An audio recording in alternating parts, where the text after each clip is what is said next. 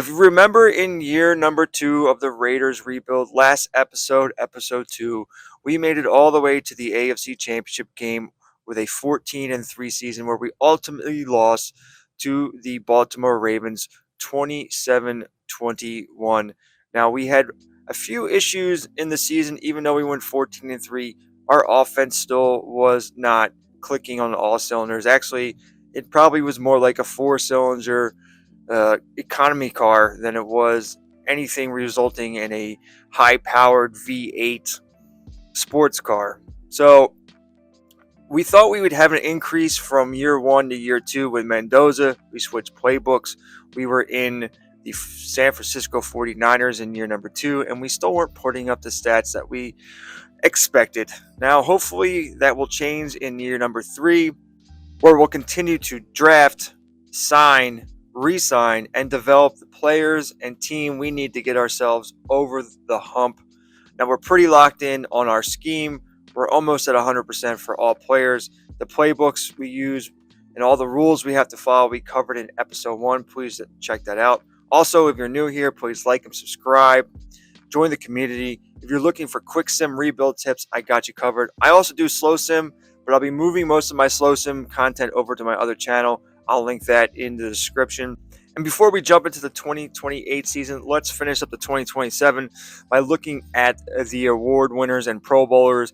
Mendoza makes his first Pro Bowl as QB number 3. No Genty, as he was hurt a couple times this past season. McKevitz did make it as a right tackle. Leo Chanel, a great Sam linebacker and free agency signing for us in year 1. Barian Brown, our third wide receiver, makes it as kick returner.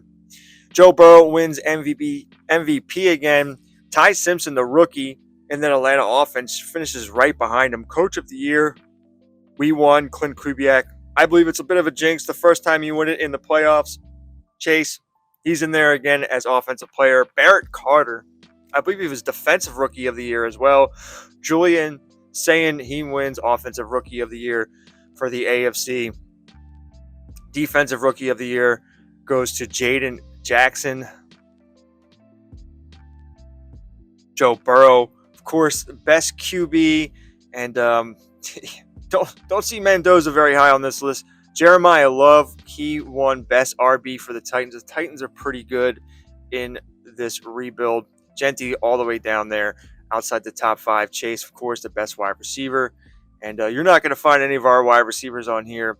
I thought you would see more offensive linemen for us as we're a run-heavy team. Did not. Nick Benito, he's the best defensive lineman. Carter, best linebacker. Kyle Hamilton, best defensive back. And we get the best kicker, of course. In the Super Bowl recap, the Ravens get it done 24-21 over my hometown Eagles. Chuck Clark, the free safety of the Ravens, gets MVP of the Super Bowl. So now we're in the re-signing phase, and we're going to start off with picking up the option on Ashton Genty. He's a 93 overall. Desmond Reed, 79 over star development running back. He's a little on the light side, but he's pretty good, and this offense that we've been in features 2 running backs. The RB2 definitely gets play. And I like CJ Baxter. He's a star 75 overall. We've had to use multiple running backs throughout this rebuild, so I'm going to bring back both these guys. And then as we go forward, I like Brandon Jones, but he is 30 years old. Wyatt, he's 30 years old. Hickman, since we're letting Brandon Jones go, he's still pretty young, and right now we need at least a starting safety or another backup safety. So Ronnie Hickman, 79 overall, 26. No development, but that's okay. Moving along here, we're going to let Ott walk. And then as far as everyone else, they're just backups. Amari Harvey, bring him back on a 1-year deal. We have a pass rusher, Patrick Payton, big and fast. Bring him back on a 1-year deal. And then who else we got here? Gabe Harris, another pass rusher, big and fast. Just kind of depth pieces. A little expensive there. I don't know why I gave that guy $8 million, but I think we're going to let everybody else walk, and we're going to take our chances in free agency. Jump into the end of free agency, the recap. Nobody of note here. We did bring back Brandon Jones on a 1-year deal. Tyler Moton is our new right tackle on a 1-year deal. Isaiah Rodgers comes back on a 1-year deal. Michael Penix Jr. joins the team on a 1-year deal. We've picked up fullback Dylan Wade on a 2-year deal. McKivitz comes back on a 1-year deal. So does Devonta Wyatt. Drew Tranquill, Chop Robinson, Ryan Newsel, David Edwards, Michael Mayer came back, and James Williams Sr. all are on 1-year deals.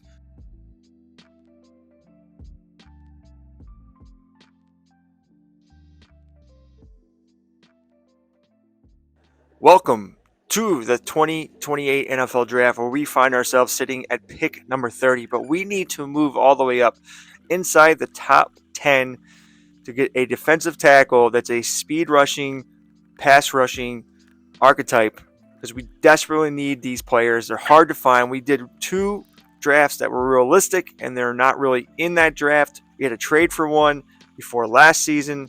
Now we have to trade up, and we're going to make a deal with the Cardinals, giving up our first this year and our first next year to draft a player that's in scheme. Like I said, very hard to find. So we're going to make this deal, and we are going to take the only defensive tackle that is a first through second round talent, and the only one in scheme, and that's Max Canady. As you can see, he's 6'5", a little light, but he's got great speed, acceleration, change of direction, agility. So there he is, Max Canady, our new future at defensive tackle. We're primarily focused on offense, but we do need to build a defense. And after going heavy on the offense in the first few drafts, we're going to go and pick a defensive player here. Moving to the second round, all the corners that we thought we were going to get are gone, so we're going to have to take a strong safety, Trey Medical.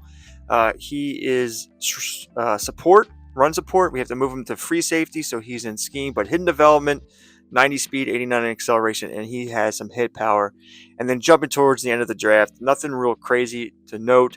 Our first 2 picks are real good. Had a real big wet fart in the 3rd round with our first pick. Second pick in the 3rd round, we took a corner, 72 overall, Brian Spearman. He is in scheme. Found a 74 overall defensive tackle in the 4th round, but he's not in scheme.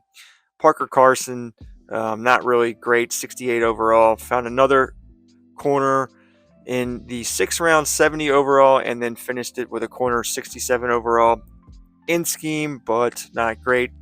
All right, party people, it's time to start the 2028 season. We are an 85 overall team, 87 on offense, 83 on defense, a relatively young team. We are switching our offense to the Miami playbook, but same schemes. We're about a 95 to 100% on both. Changes, Barry Brown will be the slot wide receiver. Braden Swinson is the rush right end. And then we're kind of hurting on corners. We never really got one in free agency or the draft. So our sub package slot is going to be Brandon Jones, the free safety, followed by Earl Little Jr. And as we always do, we're going to quickly get through our strategizing. We've been doing double QB general, double workhorse, double move the chains this entire time with no coaching play sheets. Bunch of upgrades here with the boost from the coaching abilities. Mendoza's up to a 94 overall, so hopefully we can get him going. I think the defensive tackle, Canady, he got an upgrade and then moved up the depth chart by 1 over Graves. And there you go. And as we always do, we simulate together. First game of the season, we see if we can get that win on the road against the Tennessee Titans, who have been in the Super Bowl last year. They just were in there, right? 2 years ago, our first Super Bowl. Anyway, we get the win like we love to see. Great thing to start off the season 1-0. Got a 1-0 Colts in week 2, but let's not get ahead of ourselves. Let's talk about this game that just went on. We're in a new playbook. We won 24-10. Mendoza, 257 yards and a passing touchdown, 3 sacks. Yeah, I mean, we can get Mendoza over 250 a game. That'd be great to see. Ashton Genty, 12 carries for 80. Reed had 7 for 24. The fullback Wade had a touchdown. Barry Brown, the slot wide receiver, had a rushing touchdown, and he had 6 receptions for 115 yards and a touchdown. Marsh 5 for 53. Bowers 4 for 52. That's good to see. Genty 2 for 25. Tackles, Anthony Hill Jr. Overshawn had a sack and a half. Anthony Hill Jr. also had half a sack and no interceptions. So a really good thing to see here to start the season. And with that, let's get going. Let's get into the season. Let's get ourselves a Super Bowl. All right, party people, we're at the midway point of our season. 7-1, a great start, up to an 88 on offense. Our rankings on offense are looking really good. Usually this was reversed, but the defense is still pretty good, and I think the defensive ranks will get better once we hit our bye, but our bye is very late. Look at the stats. Mendoza, he has over 1,800 yards passing, 15 passing touchdowns, only 1 interception, and completion percentage over 70, which is 74. Yards per game, 231. QB rating, 121.2. Yards per attempt, 8.6. That's all up for him. Genty's averaging over 100 yards a game at 5.9 yards a carry and 6 touchdowns. I kind of, was looking like he was going to be doing better. He starts off real strong where he's averaging like 130, 150 yards a game for the first 2-3 games and then fades. Barry Brown's number 3 wide receiver in the slot. He did get star development this season. 7 touchdowns for him, leading our team.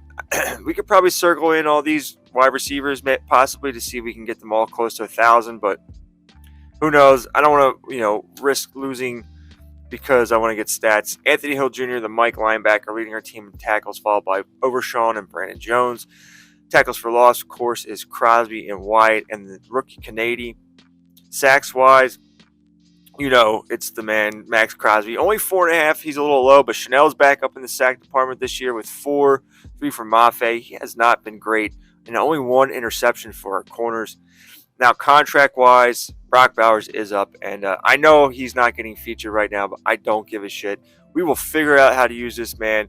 We will find an offense one way or another if we don't win a Super Bowl this year to get him going. But he is such a good player.